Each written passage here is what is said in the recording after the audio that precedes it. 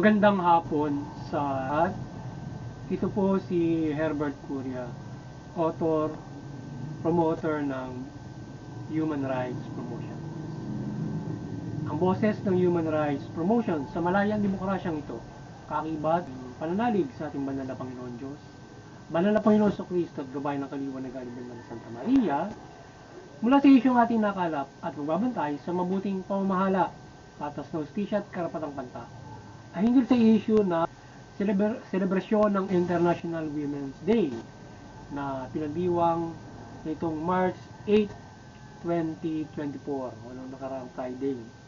So ang theme ng International Women's Day ay Inspire Inclusion. Ang selebrasyon ng araw ng kababaihan ay kahalagahan ng kanilang kakayanan sa ating lipunan at pagpapalakas ng hanay. Ang kakayanan ng mga kababaihan sa lahat ng aspeto ay dapat mabigyan ng patas na pagtanggap dito at hindi sila i-discriminate. Ang pagtanggap sa mga kababaihan sa lahat ng aspeto in social, economics at politics, etc. ay pagpapalakas at pagbubuo ng mahusay na mundo o kumpulo. So yun. So ito yung ating tinunghayan topic na issue ngayon hinggil sa karapatang pantao ay tungkol doon sa araw ng mga kababaihan o International Women's Day. Every March 8 yan. So yung naging team ngayon, yung inclusion, inspire inclusion. At ang Human Rights Promotions ay maring sumusuporta sa mabuting pamamahala, patas na hustisya at karapatang pantao. At sa isyong ito ng International Women's Day ay nakikisa at suporta tayo sa pagdiriwang na ito para sa mga kababaihan.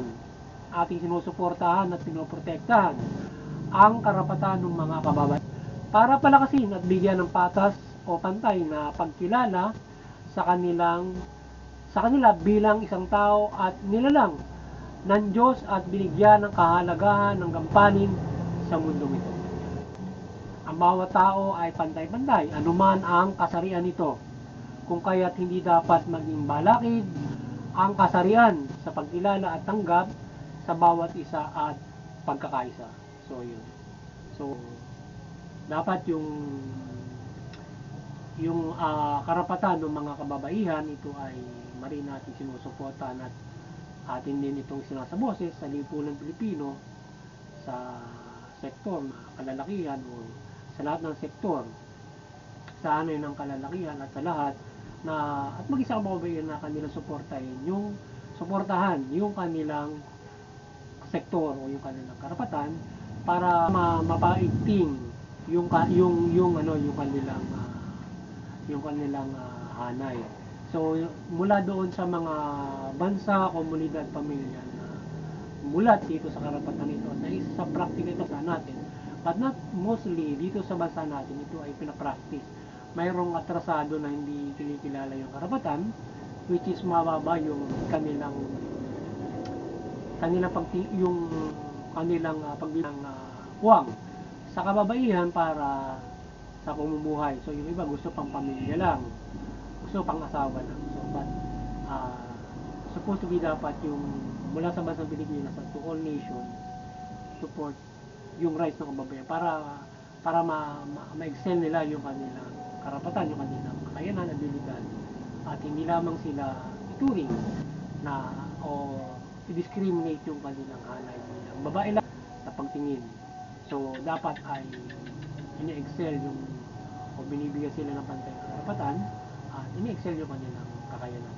At yung ibang bansa kasi kahit edukasyon ayaw bigyan yung kababaihan at iba't ibang abuse, maltreatment doon sa mga kababaihan doon sa ibang bansa, hindi patas yung tingin nila, para mababa ang tingin sa mga babae.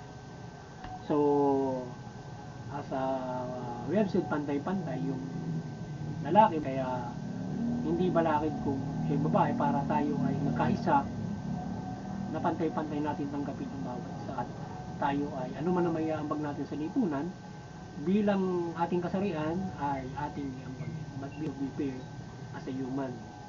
So understanding women need to hear them and accept them in all aspects.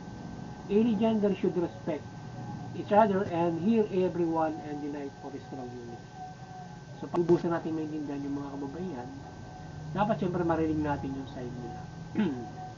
To give them much more na, ano ba, yung kanilang dapat na nais na kung ano ba yung tingin nila ay dapat na magagawa nila or whatsoever thing.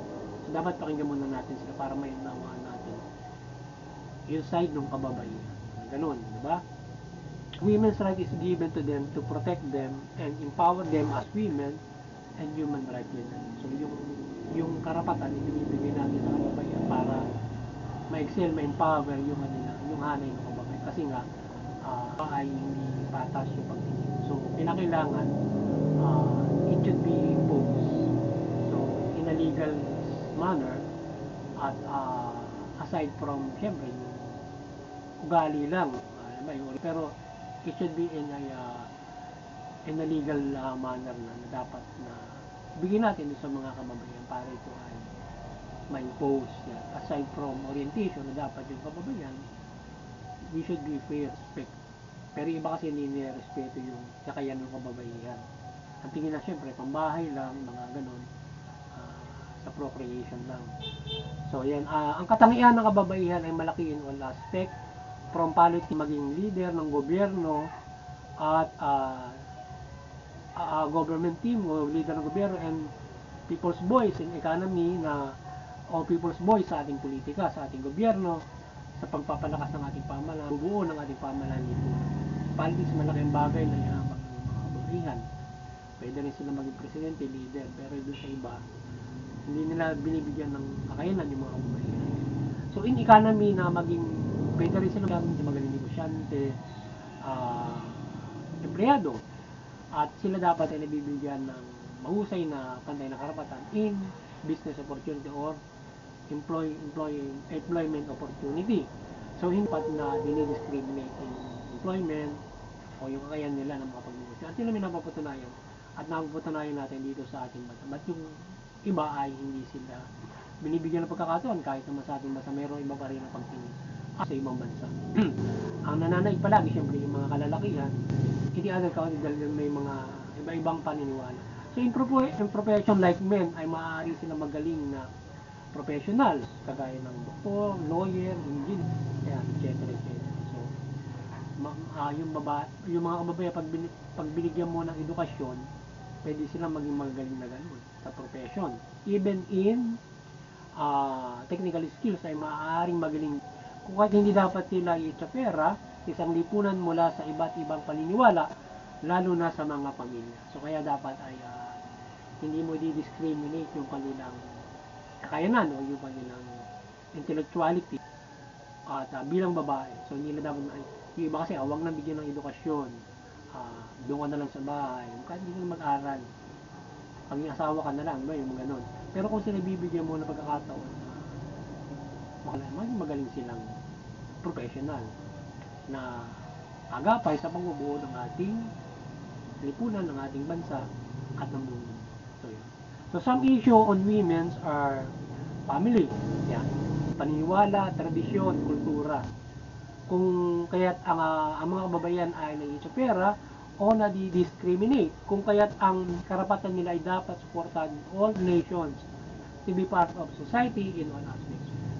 Yung nagiging problema doon sa kababayan niya, of the inequality no pagtingin sa kanila, yung iba yung paniniwala sa pamilya.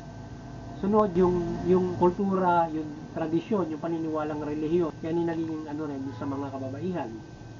So yun ay mga bagay na nagiging inequality yung nagiging pagtingin doon sa mga kababaihan. Kung kaya't nahihinder yung kanilang ability, capacity, so kaya kung nabibigay yung karapatan nila at ito ay paitingin, so may sa praktika nila yung kanilang pagiging tao at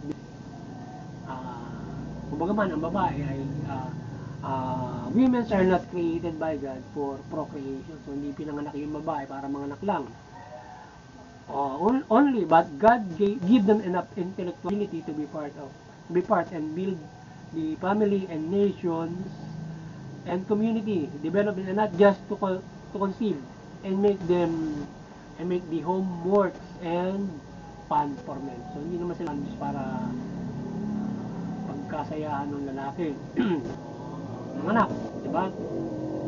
Kundi sila binigyan din ng katangian ng bayo katalungan, kakayanan, informing the family, siyempre, community and the nation. So, ika nga, kagaya ng sinabi natin kanina, sa profesyon, kaya, pwede silang maging magaling kagaya ng lalaki in a professional education. Yun. Even in technical ay sila ay magiging magaling in all aspects. Kaya nga, inclusion, inspiring exclusion. Kaya dapat yung mga kababayan, dapat ay tanggapin natin yung karapatan, kaya hindi natin sila i-discriminate na hindi nila kayang gawin yung bagay na ito. O anumang bagay na maaari nilang magawa. So, ang kaliwanagan nila Santa Maria ay gumabay sa lahat ng kababaihan upang tahakin ang makad na pamumuhay mula sa gabay ng mabuting balita. Yan. With faith in God, women will empower the rights and status of women. So, yung ating mga kamay magabayan kaya naman nila Panginoong Diyos, Panginoon sa Kristo, hindi naman nila Santa Maria, at may power nyo yung kababayan. Manampalataya kayo para sa pag-empowerment ng inyong kababayan at bigyan kayo ng pag-ibayo ng inyong pamumuhay, karapatan mo sa status bilang babae. Yan. So, Happy Women's Day to all women, especially to, siyempre doon sa aking nanay, mga kapatid, at lalong-lalo na sa ating banal na Santa Maria. Happy Women's Day. Yan. So, so, muli, maliwanagan ng Banal na Santa Maria ang bansa mula pamahalaan at mamayan Pilipino at nanimain ng mabuting balita. Sa gayon ay ang pamahalaan ay makapamamahala ng mabuti, patuwitas, justisya. Yung mamamayan naman, sumunod tayo sa ating pamahalaan upang hindi tayo magkaroon ng kaguluhan. Sa gayon ay makapumuhay ng mapayapa tayo kung yung mamamayan ay sumusunod sa pamahalaan na namamahala ng matuwid, mabuti, patas. Ngayon tayo ay ang bawat isa ay mayroong malaking yan na isang step ang pagsunod sa pamahalaan ng mabuti in salvation, kasapamantayan ng Diyos para tayo ay magkaroon ng kaligtasang spiritual mula dyan, at higit sa lahat ay ang lubos na pagtugon, pagtalima ng mabuting balita. Sa gayon tayo ay higit sa lahat karoon tayo ng kaligtasan spiritual. So yun, sana nagabayan ng lahat na naman sa linggong ito, at tayo ay nakapagsabaw naman ng karapatang bantao mula dito sa isyong ito ng pagselebrasyon ng kababayan para sa kanilang karapatan na kababayan. So yun, magandang hapon sa inyo lahat, at God bless and protect sa ating mga kababaihan, at kayo ay